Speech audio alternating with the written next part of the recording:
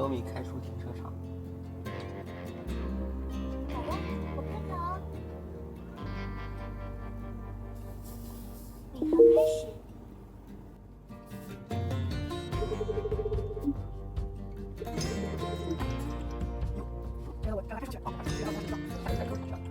领航开始。这个标牌。哇哦！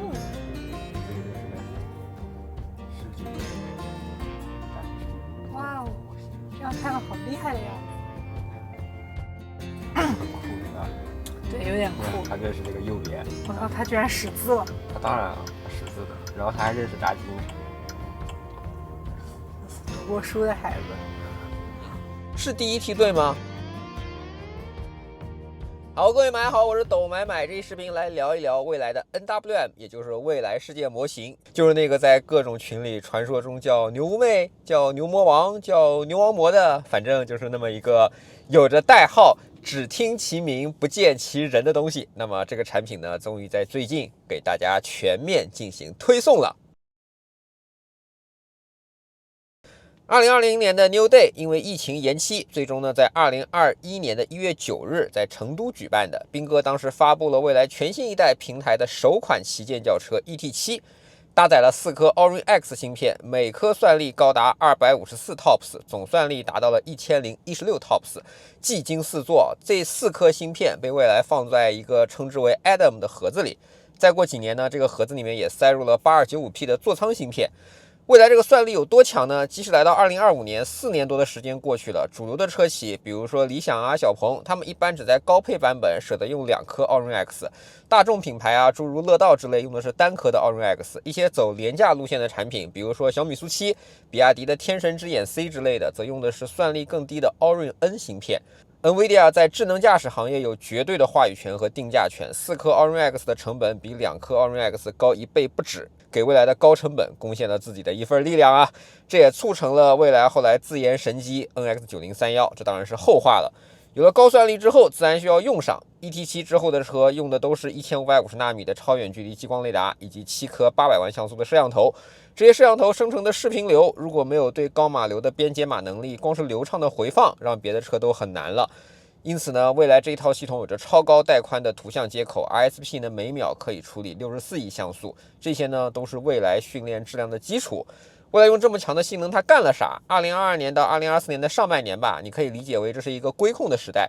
不管的是高速领航、NOP Plus 还是程序领航，都有着在同时期的领先能力。尤其是高速领航，虽然每家都有，还做到了标配，但是你为了稳定可靠性，就带来了极强的安心感。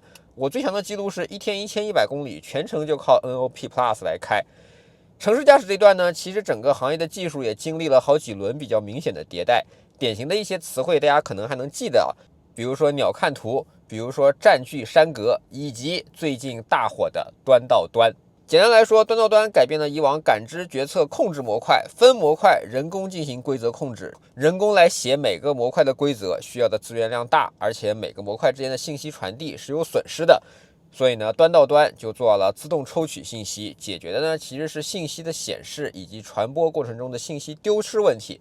未来呢决定先在安全上应用端到端的技术。2024年7月，斑养 2.6.5 系统首次基于端到端的 AEB 上线。以往的 AEB 测试往往都是一个标准测试，甚至连碰撞小人穿什么颜色的衣服，在测试场里的颜色都是确定的。有一些不良的车企会在车企进入测试场的地理围栏之后调节 AEB 的灵敏度，甚至专门训练测试场的小人的衣服颜色来提高自己识别的准确性。未来的端到端 AEB 根据大量老司机的紧急制动数据模拟仿真训练，最终的结果呢是不管什么样的路线，正的、斜的，甚至倒车的，以及不管什么样的小人，蓝色衣服、黄色衣服、黑色衣服，甚至白色衣服，车辆的识别度都大大的提升，真实的促进了安全。2024年12月，未来更进一步用端到端做 AES 自动紧急转向，就是当 AEB 无法避免事故的时候，以及空间存在避让的可能性时，车辆将进行坚定的转向，以期减少事故的发生。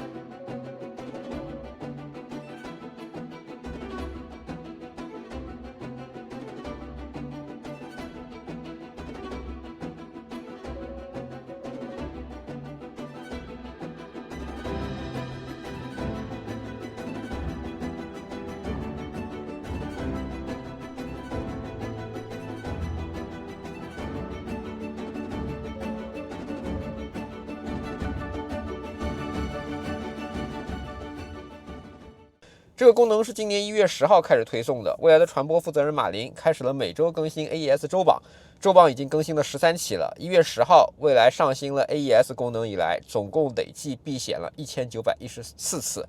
每一次成功的避险，可都至少挽救了2个家庭。然而，先做安全这个很吃亏，资源是有限的。先搞安全，城市驾驶的端到端必然进度受到影响。对于普通用户来说，搞安全，你问都说安全第一，但是开车出危险毕竟是一个小概率的事件啊。你看 AES 4个月就触发了1900次，未来都卖了70多万台车了。受益的人占总车主的比例很小，大部分人呢都没有用上，只是这个功能在默默的守护你而已。但是当他没有用上的时候，人的本性嘛就会不说你的好，他会说在别的人的车在马路上都跑起来了 ，VLM 什么都用上了，你未来呢傻叉了吧？最好的硬件，最大的体验，这些话都是最近过去几个月大家所听到的，对不对？以及呢，未来在忙着减少事故的过程里，部分车企开始了大跃进，千人团、万人团层出不穷。一个功能上线之前，可能要连续找用户测试20多个版本，这其中不乏有一些风险所巨大的版本。好在呢，因为一个车企的一些事故以及一些车企的随意推送，监管部门呢及时叫停了这样的行为，这给了未来以喘息的时间，不然感觉未来在舆论上简直就活不下去了，好吗？终于有人发现，做安全其实还挺重要的，因为做不好安全，没有这个1，后面你做多少个0都没有用。前阵子呢，有人在小红书组队给斌哥道歉。斌哥几年前就说过，他开公司搞智能驾驶，目标就是解放精力，减少事故。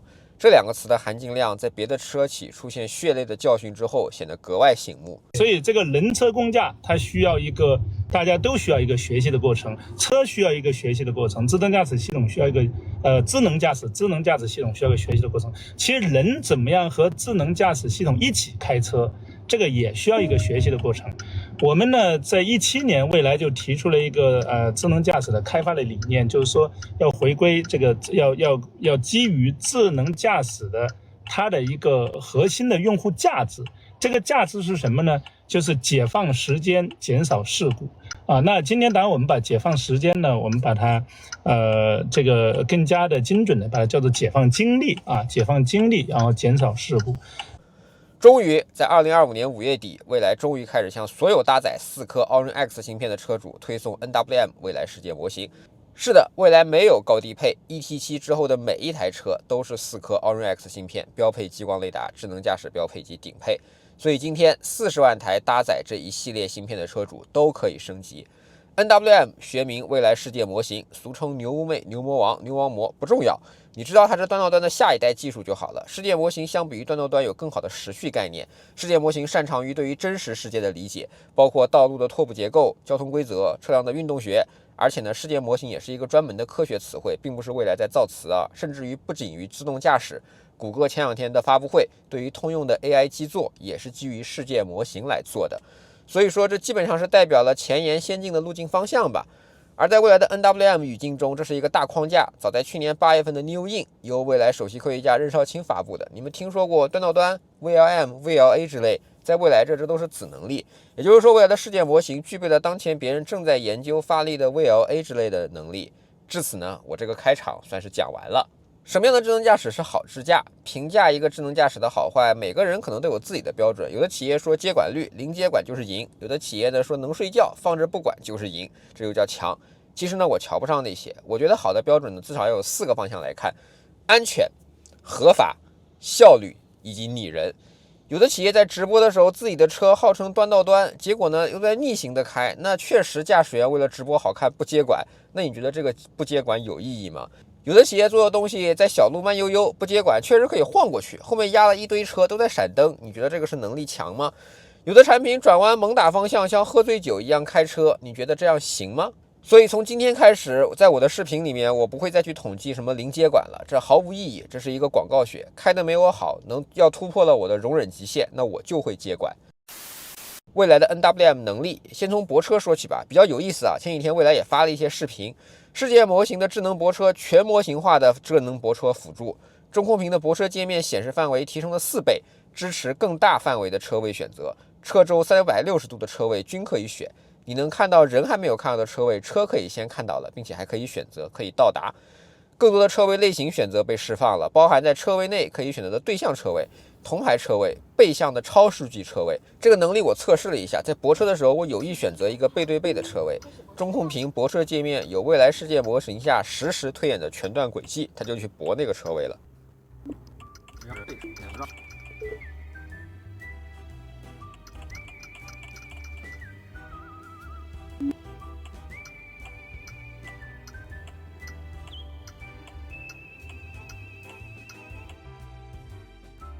当你第一次进入一个全新的园区，通过闸机之后，自己开到你的车位，按 P 档，车辆会提示你是否需要记忆住这个车位，点击收藏即可。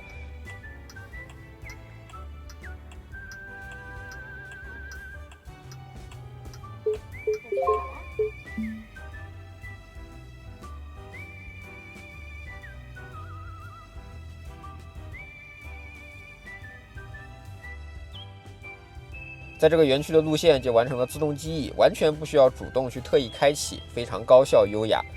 下一次等到你导航再回到这个车位附近的时候，车辆会自动行驶到闸机门口，等待闸机放行之后通过闸机，接着在园区进行漫游，找到你的车位，自己泊车完毕。你可以理解为这个是完整的点到点的能力了。这个功能呢，其实头部的各家都有，未来呢算是补齐了。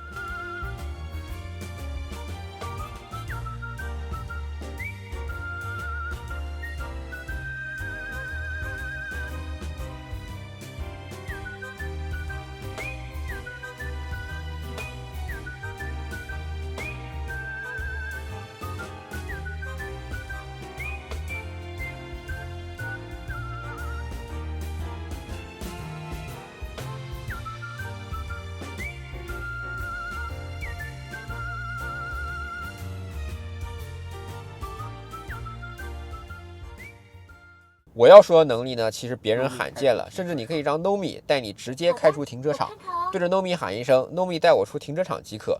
Nomi 会利用自己的 VLA 能力，也就是视觉感知动作模型，输入的信息是停车场的标牌，直接控制车辆找到停车场的出口，而且这个能力是可以跨楼层运行的，非常好玩。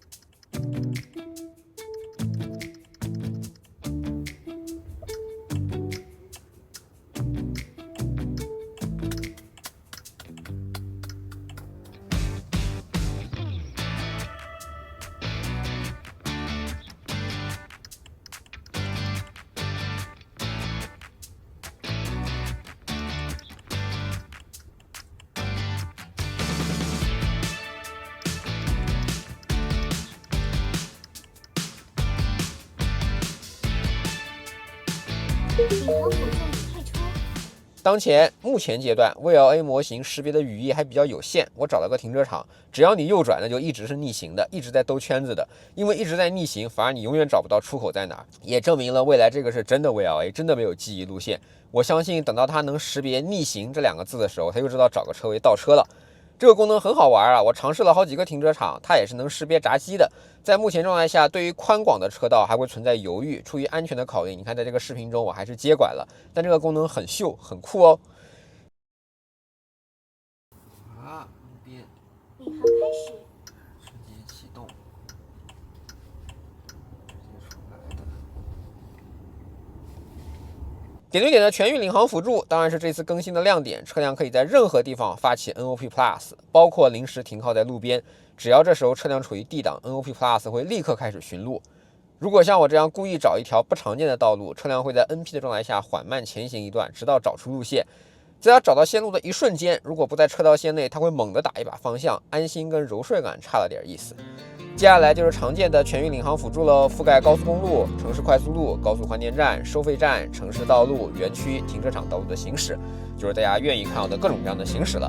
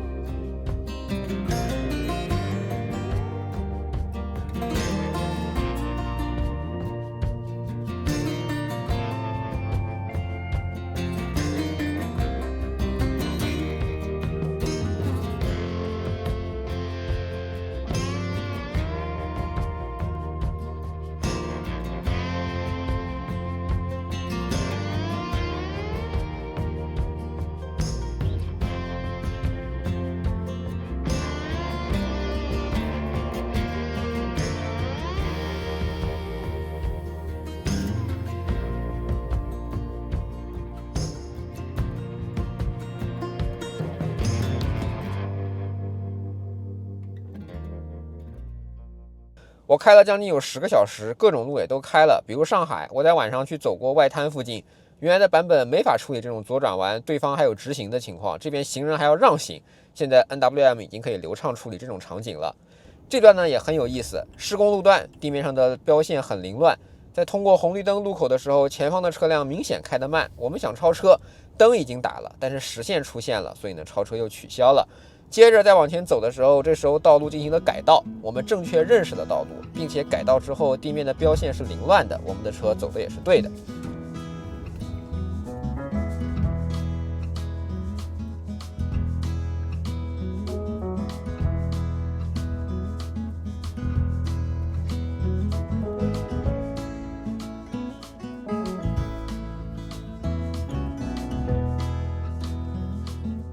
一些常态化的左右转，这算是基本能力了，没啥特别要说的。就是有的时候呢，转过去车的道路只有一条车道，边上又有别的同向车在转弯 ，NWM 会短暂的到非机动车道里面避让，它会压一点线，安心感上让我差了一点。虽然视频里面我没有接管，但是我不觉得这样开车是对的。在大多数时候 ，NWM 都能正常驾驶的，哪怕你遇到一些这个路口挺复杂的，左转甚至都不是直角弯的情况，还藏在一根大柱子后面，你觉得这种路应该不行吧？它也能正常的开过去。哇塞，哇塞，哇塞，转到中间来了。但没事，它转进来了。在一些小路的通行能力上也展现了挺强的能力。首先呢，这段是没有中心线的2车道，可以稳定行驶。之后呢，右转开始进村，先来个积水路段，稳定通过。村道边上再有一台停着的卡车，我们选择绕行。此时对向也来了面包车 ，NWM 在错车的地方选择刹车，等待对方过去。待对方过去之后再加速前行，这不就是挺好的能力吗？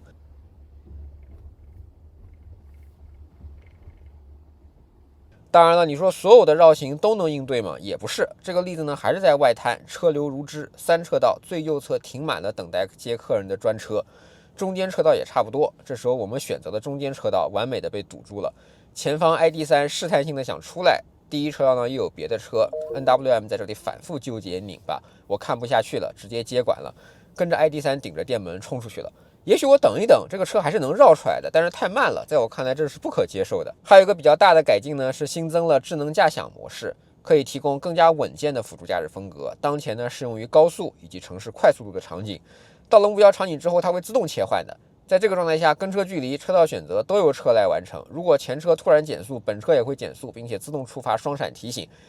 但这依然是一个 L2 级别的辅助驾驶功能，你听懂我这句话的意思了吧？但是对于副驾驶来说，可以看视频了。主驾受限于道路交通法的限制，开车就是开车，不许看视频。你明白我意思了吗？在智能驾驶的状态下，驾驶员如果出现失能，系统将优先向紧急车道靠边停车，这也是未来独一份的能力。很多车企卖车的时候恨不得说自己 L5， 结果驾驶员睡着，这个事情都判断不了。未来已经在研究你失能之后怎么样让你安全停靠了。这次 NWM 是可以通过 ETC 的，前提是你设置过，环岛也可以，但是还不支持公交车道、潮汐车道，掉头能力有，但是体验不够好，有的时候走的轨迹线很大。最后呢，就是 ES6 发布会时候说的内容 ，NWM 新增追尾碰撞预防及保护，基于减少事故的愿景，智能安全系统再次提高了保护能力。通过2层安全能力降低被追尾事故发生的可能性，以及有效减少2次伤害。当系统判断有被后车追尾的风险时，本车将自动双闪警示后车。当本车静止的时候，若系统判断追尾已无可避免，自车将启动制动系统减压，避免或大幅度降低被追尾时本车向前移动，产生2次碰撞，降低车辆被连环夹击的风险。因为制动系统提前踩着了刹车，也一定程度可以降低车内成员的损害，主要是脖颈方面的鞭打测试的损害。按照我的评价标准 ，NWM 目前在安全性上还是守住了底线，在安全上还是在不断精进。对于开车不能看视频这个祖训，也进行了自我革命式改变。是第一梯队吗？众所周知，在国内做智能驾驶只有一个梯队，叫做第一梯队。但是未来所具备的这些能力，世界模型所具备的一些能力，比如所包含的 VLA 的能力，我觉得称之为 T0 也不过分吧。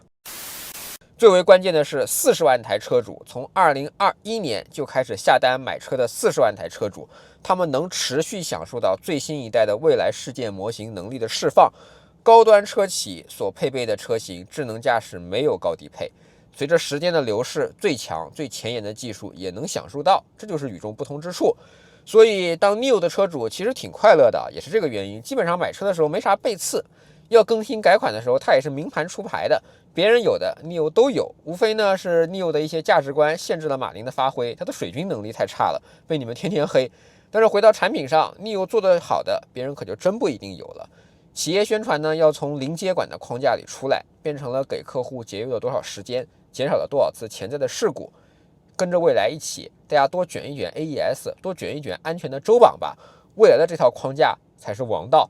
但是我知道价值观这种事情，无论我怎么说，有的车企他就是不会信的，他就是奉行着自己的那一套，因为大部分人不懂啊，他可以骗到，能骗一个是一个。以上就是基于班样系统的蔚来全新 NWM 蔚来世界模型推送的能力。